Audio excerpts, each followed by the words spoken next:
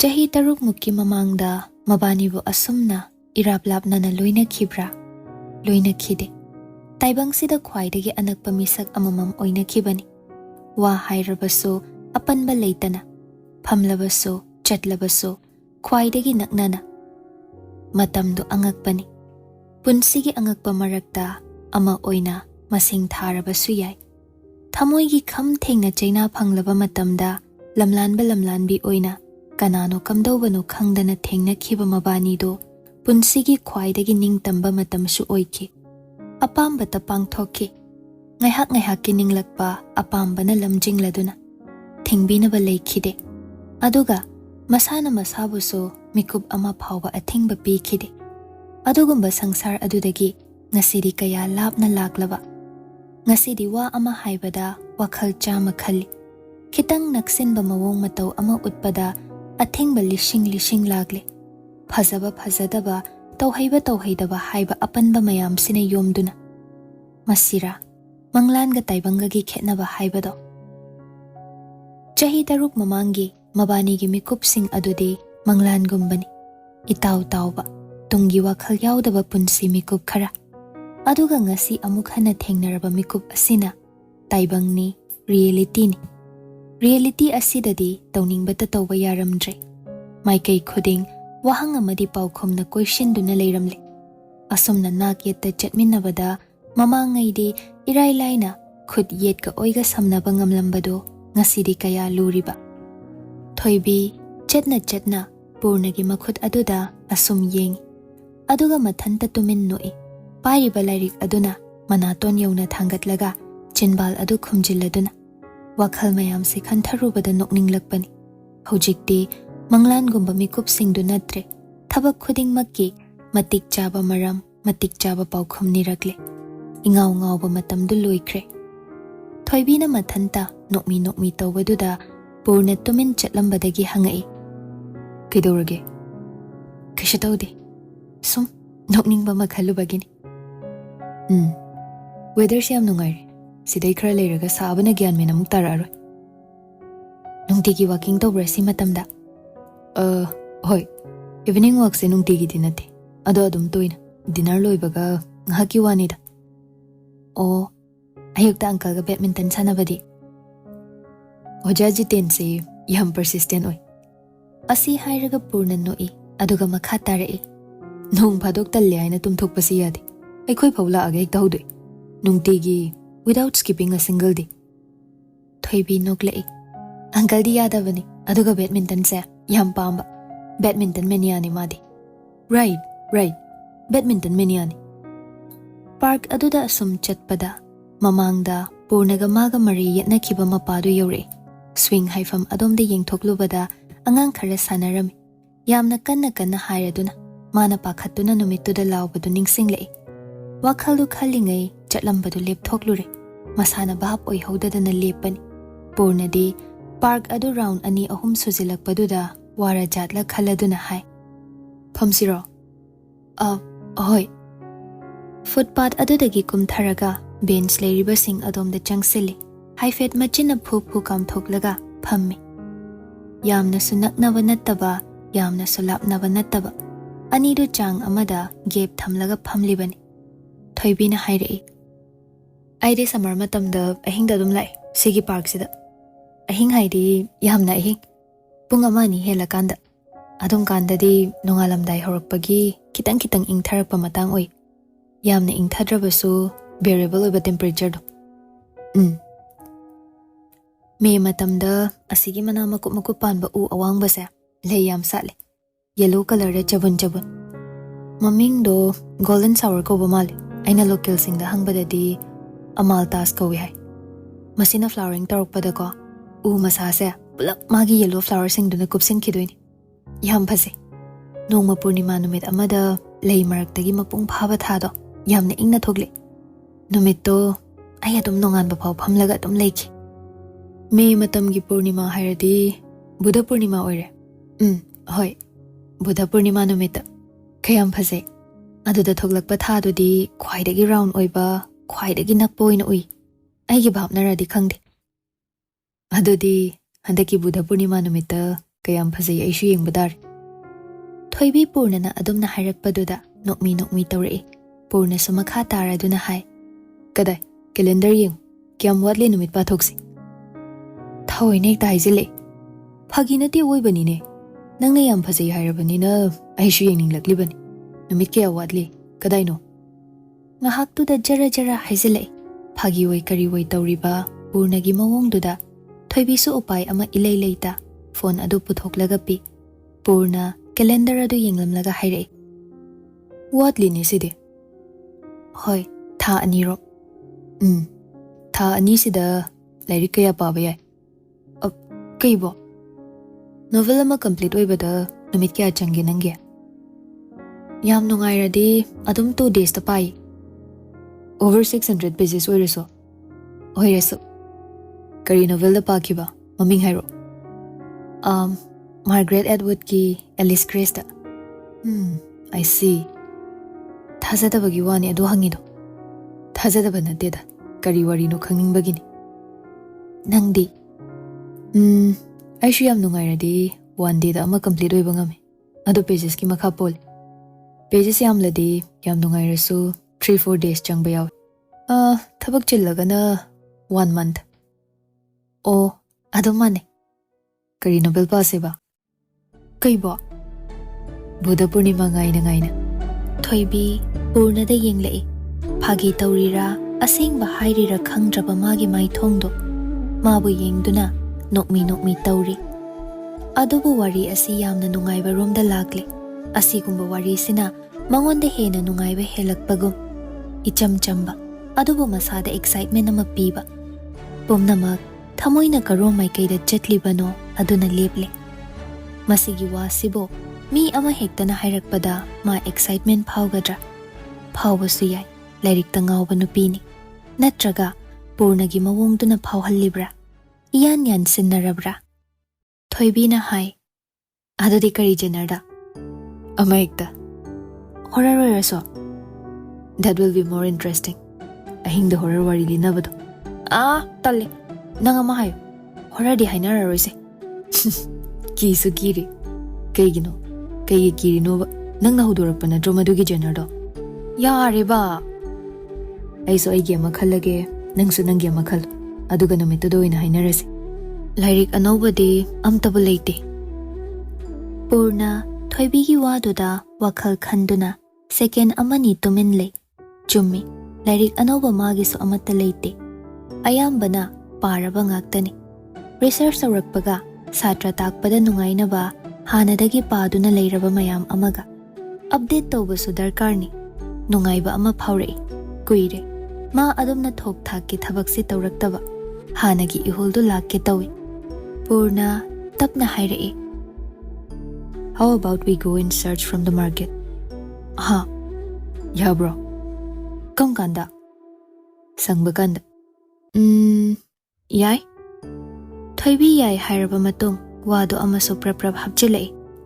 Adudi nang napado walay to ay nakhanba. Nang so ay napado walay to nang nakhanba. Yabra? Yai? Aduga ko lari khanara so online do war yeng thok payade. Spoil do han bayade. Until I narrate to you that day. Okay? Okay. Ani do amana amada munna yengnay second ama ani. Ngahakto da karom day ihul na no humduna puriba. Purna prap on thokre aduga chumna phamduna makhut adu karan lo naraga mamit uishili. Mathanta nokmi tawraga hoi phai haibagi mawongda makok nomi. Thoibi WakhaL khantaraklakanda chumlibra amuk khali. Mana hosik phaminaduna wari sariba plan senminariba nupasi fiancé leirabani ko haiba khalakpada. Ahenba wa amatta yaudrabaso masa mathanta lalabagum. Chungliba mihul adunadi nakna leiriba magidamak lepkhrabada. Karamna minamluni. Kaisu natre haiba icham chamba wahai amana. Thoibi ngahag yamna active oiramlaga tumin leikhibaduda hanglei. Kaidawrage? Sum? Hosiki wari sega maribudi leina deba ko. Tungana WakhaL ama lakpay wani ba? Sum life tane. Maram chaba chadaba, oiba yawa yadaba, mayam ama leibado, thabak khudingda. Adu sum khanbanida. Oiba yaba yadaba haiba. Thoibi, punsi se mikup kharadang nungai ke hairadi maram chaba chadabadugi beyond the chani. Hollywood yengi da nai khoi nungai draw. Nungai. Like, you find there that some children are fighting against aliens to save the world and they succeed. Does it make sense to you? Thoibi no e. Purna amaka suhaire. Superhero movies ying bada maram chaba chadaba thibro. And why do aliens always attack America? Why not other countries? Atay lo into cruise. Foreign gi wari se to asi. Aikoi Indian action movie da nongmai maru makut na phari bani. Lemai da khongpang na thin bada bazar mani ibani. Ado nungai draw. Ngahak nungai ba phawan bado ado ni phari badi. No matter how absurd and unrealistic the scenes may appear, but the impact they gave on us counts. It sometimes acts like a therapy to our stresses and burden of daily life. See, pumna magpadabasu nati. Thoibi purna da asum yeng duna lay. Chahi taruk mamang da halaboy ninglui. Life ki struggle amadi emotions khar puthok duna haibada comforting wahay kharana tung in kibado. Sunil galin thoiga makoy na family ba adom da janglai. Ice cream layrak pagi carry bag amasu yali. Khara khara saba haugalak pagi ice cream yam thok pa haurabani. Lambi nakal da cart sing illaduna. Purna famlambadagi haugatlaga linthoi oina famhalli. Nupa ani du lepi. Linthoiga thoibiga si kaya kaunade. Hana masak khangnaba mishu oidabana. Adudagi thabak punba yaba mafam amattashu leitabanina. Ngasidi phaminarabanina wari sanare. Aima, chelu hongdoraboire. Ibema, ay shumenman amta tahodre. Masigi nupasina pangthuda thuzilagdana. Phay, adudi yumda thoane. Kyam watlige? Tha ahumrom watliye dugi budi. Shopping khara su tawkhini swaida. Bardon tawr ugoje. Tawthokge. Wari du luhongbarom da chatkre. Linthoi, mamanabi kaya leite. Leiramba singso ayamba luhongkre. Ma khakta ngai haure. Asina chingba wari mayam ama tawi. Makhoi gi mayumsi swaida adum settle tawraga di leirabani. Aduwa luhongba sidi mapu mabuki mayumda handuna hongba tai. Makhal. Minute kuntramo adum na sanay. Park tagi hala aga. Thoibi online da kari lairik makhalle. Bestseller na kanana oiri yeng. European, American, amadi Indian writer di ayamba pari. Aduna Japanese amadi Korean author sing amuk yeng. Makhoi si kaya yaw siludri. Adumna panayam thengla phawbale. Next day, Chairauba numit. Jeten hoy da Nancy so thoibi su punna lagtuna nganta leire. Ayuki breakfast loiraba matung ensang semba hugatli. Jamini di phi asengba setladuna laigi thabakrom da mai onsilli. Cheng amadi mana masing atikpa singdo senga mathaktu da sem duna hapkhrabani. Adugi matung hairuk semi. Hai manam naiba thibada pakna di phangba natre. Aphangba kharadu khak katawribani. Adumna athenpot semba loiraga lai khurumi. Som da kitchen da thoibiga Nancy-ga ensang mathil dugi semba loishilakle. Irombaga champut ka hana. Adudagi amu nga mahi thongbagi nakal da tawba hugatli. Iromba du loibaga uti amu mathangda nga toina thongbagi khang thangatli. Asomna mathang. Pujari di thoibina oiribani maru oina nga thongba mathil singdugi damak thawoina ataina paihande. Pukning lupladuna thongjaribani. Hais, manam bhaudi phajana nungshire heja. Haudawan branka. Aroi ni manam si bhaudi. Phadigom thabo. Thaktri mahi sawaliye. Loisilo. Pung tara makai tasile. Jamini na haire. Ngan bunga lida. Moigi santos hoigi dudi thongba hauda ngairi haine. Aina phone tawraga hangbani. Ai khoi di loisilakadawre thila agena. Chinglemba hoigi mayam bani pala ibado. Thoibiga Nancy-ga tumin leinai. Jitena muk haire. Sunil dubu kamdawri janone. Pakhang ani duna chairau doini na ngarang. Ha. Asi hairaga kannan noi. Kai mathil tawni haige ni ani dubo. Yam khreni moi ngarang leiri dubo. Ibungo purna na marolama. Khuchaw ni do madi. Leiradi pulap chawrap. Amta hangbiyudana kari phibam da leirige do. Jiten Sunilda call tawduna wari sanay. Loisilak tawrabra hangbada mayay chali'e haina tamla'i. Ngahak phagi tawnaraduna wari makha chathay. Minat 10 muki matung mathil pumba loire. Laigi katnaba amuk sem saba hawra'i. Disposable bowl macha duda chakluki akoibada ensang singdo hapi. Adudagi amuk haira khara lei khara. Gula tin ama hangdoklaga dessert oina. Adusu mathil amagum hapchili piece ahum khak lauthokladuna. Fruit salad amasu yauri. Laigi semli kanse da somda thoibi dress hongtoi. Nahan Jamini ga mabani khanba muga suit aduni. Green color gi tops ama litli aduga suit adu sechili. Inafi adudi pak na tingthoktu inde khitang thuplaga yali. Kokhor sana anido nama sejili. Laibakta bindi apikpa amaga. Aduki matik pagjakre muga suit machu adune thoibi gi maithong adune. Nancy thoibi de yenglaga hairai. Pura mawanobi mali bema. Yare asing bane heba nangi muga color sina male heba. Thainai color ama changdro ikhoi mama hoi matam gido. Changi adune hena phajabai type ama tawhalliba. Nangsu langtrik langi bema hore nungsada thokpada kapthoklani. Nancy magi lime green suit adude yengje haibaga tawbaga yamna ngan thokre. Masa mathanta nokninglaktuna nokthore. Ani du higatlingaida lai khurumlasi haina kaurakle. Mapandadi katpa pharak tabagi katte. Lamlaigi thadokpasi terrace mathak aduda oina tawi. Chakluk amadi haira mathang pukhatlaga katle. Nungsasu sagatlakpa matang oire. Mathang changsinduna khurumi photo su kapi. Jamini ga Jiten ga khurumbada amuk kapi. Thoibi changsinduna amuk yawi. Adudagi Thoibi ga Nancy ga amuk.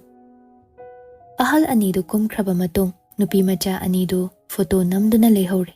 Pose makhal tawreduna. Minute khara adumna leiramlaga kumtharakle. Thoibi photo kaplubagi phi thuktuna yalambado tingthoklaga induna kumlakpa matangni. Nancy mabani chaklam khalakle haina kanna ngangnari. Adudagi maya higatladuna phi gado makokta haifet khumlaga mau anobi sai. Nancy na hana saraduna hai. Sana chak se janaba tawrase. Thoibi sumaya higatladuna makokado haifet khumlaga henjilei. Tamo somda phamba hobiro. Asomna tungmang yengdana lakpada stair he kumtharakpaga kanagumba amada thengjilure. Stair adudagi khong thangtharakpaga thengjinbaga mapa chana khibaduda balance puba ngamdraduna tuge tawi. Mitna ongkhatuna yenglakpada purna oirame. Purna sukhutlai thuna tugadawbadagi fai. Makhut oi aduna thoibigi makhwang mapada koladuna. Masu ikhang khangna menman tahodabagi sakphamda thoibide yenglai ithak thakatladuna. Hojiktada urakle jamna keribi maithongdo. Napagi nayin aduga phiruk machet ama chingkhatuna khumliba inafi aduga. Pumnau noba saktam amada. Khwaidagi thotlaba, khwaidagi inglaba, sangom mapalna, tanik sangomgi imaida kupsilakpagum. Nancy di thoibidu tukre khalladuna pakhatna laurei. Ima! Adubu purna na phakibaduda machin adu makhut anina khumjili.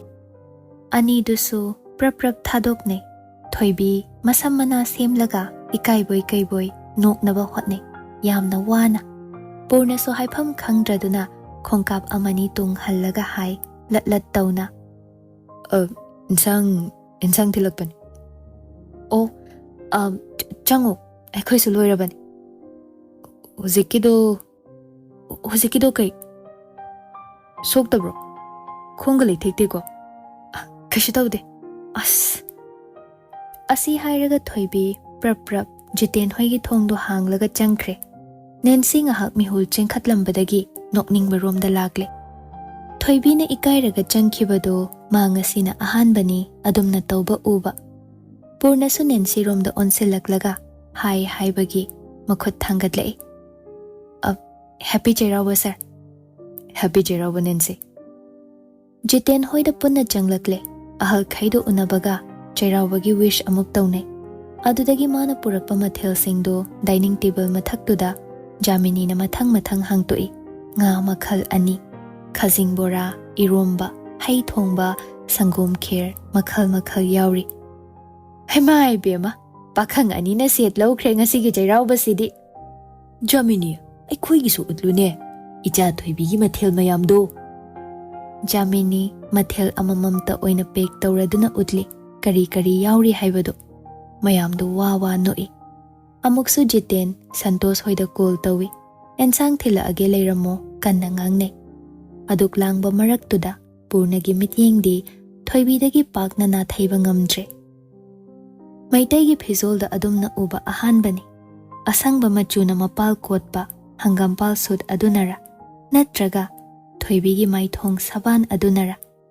Amukta phangkhidriba ihul ama sagatlakpagum taurei. Mihul lamjel khara yangkhatlaktuna, tahaba, charangnaba feel khara piri. Mamangda nungshiba mikup kaya yaukre, pamujaba saktam kaya ukre. Kaungam laroidaba memories kaya amasu thaminakre. Adubu, ngasigi asidi tonganbani. Aitagi oiningba ihul amada. Phazaba haibasi masira. Naubadagi naurabi singe leirang mahakso, nangi maithong yongamgadra.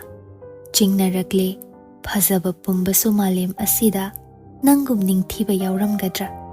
Pukningi pal kaya namkhaiduna, thamoi hubi oirabada, kanadano aina thingo hairugadaba. Phaurakliba ihol asigidamak, kanadano aina changjarugadaba, nangna hayu chanarabi, sangsar ase mitrangni. Adu oirabadi, chingduna puge khudang ado, panthung amadi poloi adugi wangmada, panthung amadi poloi adugi wangmada. Purna matha sare, tasingna, thoibibu adumna uruba, ma matha yamna sare. Mayam langbado, mangonda changkhidre. Chairaubagi mathel lanabado, Sunil chathalamlabasu phadobani khale. Migi relationship ama leikre khangna, adugumba feel fauribado, phajinba ngamlaktribado, magi asoibani. Masi, asi yawna chawkhattaba mi oirabra khalakle. Tanjaduda Santos lai mathel puraduna. Ahalna thilakpadu nungaite haina chela ibani asina chingba wa mayam ama ngangladuna. Purna chatlage hairamlaga tapna thokle. Thongjin phawba thoibi moli inaraktuna thindoi. Thong kan thoklaga chatlage he khaibaga thoibi na hai. Nga toibadu morok yamna thaktabani. Nangna chaba ngamnaba na ai phasana thongbani. Haubra hairauko. Purna hoi mai haidabida tumin leptuna thoibida yenglaga leikre.